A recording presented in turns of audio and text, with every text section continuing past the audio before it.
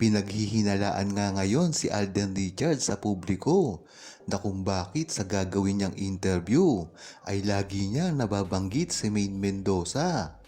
At hindi lang yon, lahat ang nag-i-interview sa kanya ay mismong tinatanong sa kanya ng derechahan.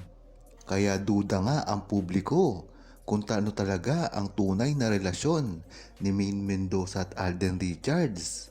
Dahil kung mararanasan nyo ito, hindi naman sa inyo tatanungin ang isang tao na wala namang kinalaman.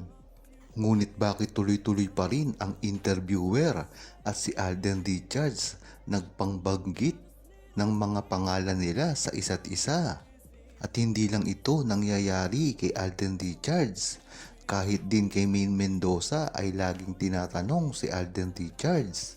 Ito talaga ang hindi na maitatago ni Alden Richards at Maine Mendoza pagdating sa kanilang tunay na relasyon, pribado man o nakikita ng publiko. Dahil dito ay talagang malalaman mo kung ano talaga ang tunay na relasyon nila at namamagitan, lalong-lalo na ngayon na napakahigpit ng mata ng mga publiko dahil ang mga bashers mismo ang sumisira kay Maine Mendoza at Alden Richards.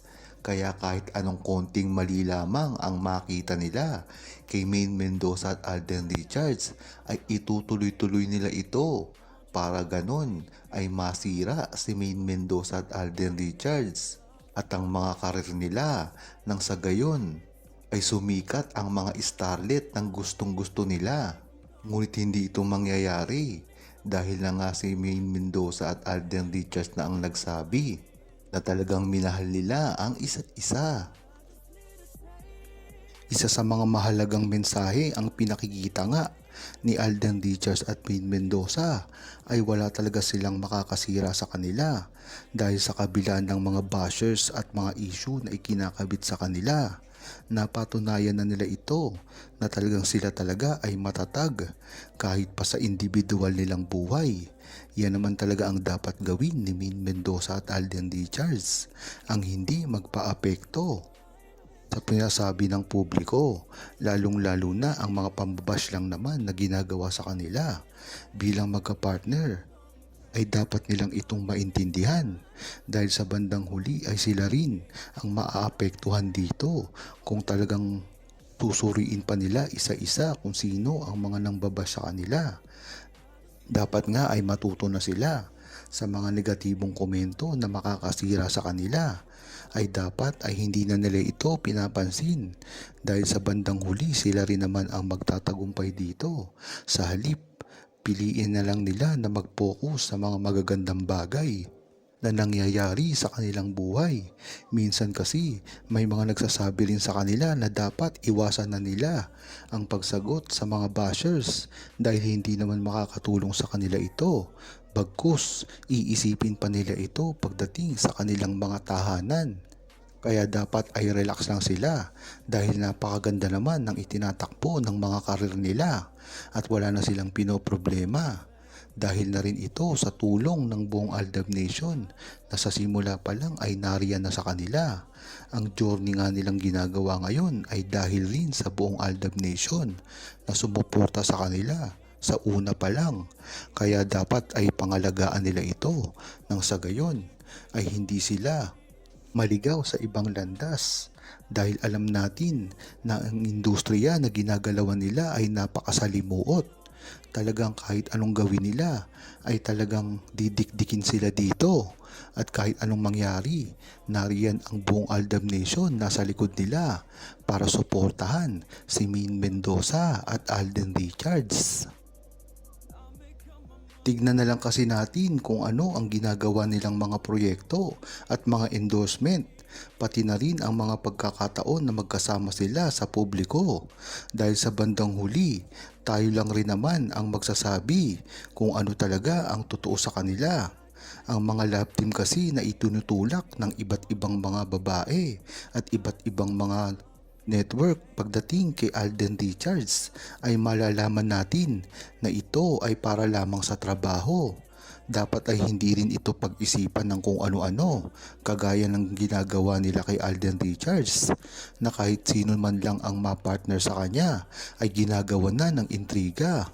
Katulad ng mga pelikula niya noon, pati mga teleserye, ay talagang hindi na makagalaw si Alden Richards nang hindi mababash dahil na rin ito sa mga naninira sa kanya na talagang sumasakay na lang sa issue para sirain ang magandang imahe ni Alden Richards. Lalong lalo pa ngayon na talagang super sikat na siya at kahit kailanman ay talagang puputaktin siya ng mga pambabash. Ang tunay, mahalaga rin na respetuhin nilang natin kung anuman ang gawin ni Maine Mendoza at Alden Richards. Yan naman kasi ang desisyon ng isang tao, hindi lamang bilang artista, kundi pati na rin sa mga personal nilang desisyon. Katulad ni Maine Mendoza na alam naman natin na hanggang ngayon ay nahihirapan pa rin sa showbiz.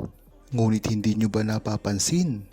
Matagal lang sinasabi ni Maine Mendoza sa Itbulgala pa lamang nung magkasama sila ni Alden Richards. Unti-unti siyang nagbubloom dito at hindi na nahihiya.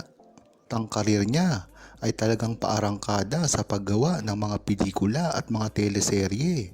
Ngunit napansin nyo ba nang sila ay magkahiwalay ng network at hindi na magsama sa isang programa ay tila bumalik na naman ang pagka-introvert ni Maine Mendoza.